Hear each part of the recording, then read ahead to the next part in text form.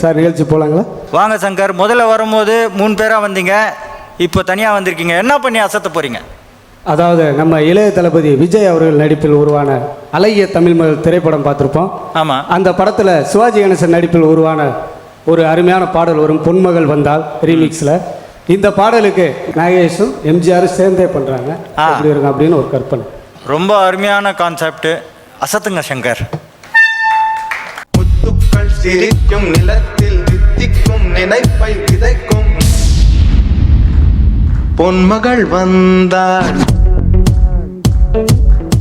பொருள் கோடி தந்தாள். பொன்மகள் வந்தாள், பொருள் கோடி தந்தாள். பூமேடை வாசல் பொங்கும் தேனாக கண்மலர் கொஞ்சம் கனிவோடு என்னை ஆளாக்கினாள் அன்பிலே.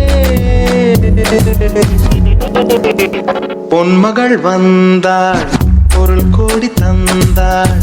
பூமேடை வாசல் பொங்கும் தேனாக. You're my diamond girl, my diamond, diamond, diamond girl. I love to see you smiling, girl. You're smiling, smiling, smiling, girl. You're my honey girl, my honey, honey, honey girl, my diamond, diamond, diamond girl. You're smiling, smiling, smiling, girl.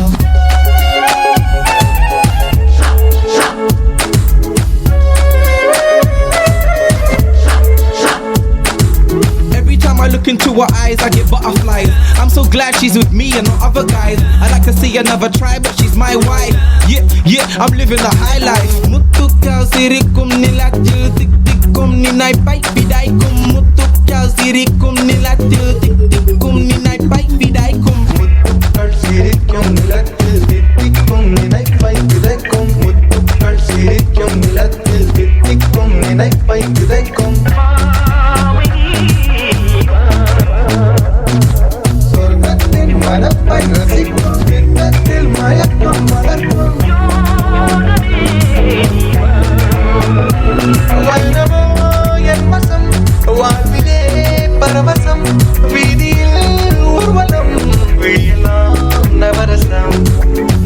பொன்மகள் வந்தாள், பொருள் கோடி தந்தாள். பூமேடை வாசல் பொங்கும் தேனாக கண்மலர் கொஞ்சம் கனிவோடு என்னை ஆளாக்கினாள் அன்பிலே.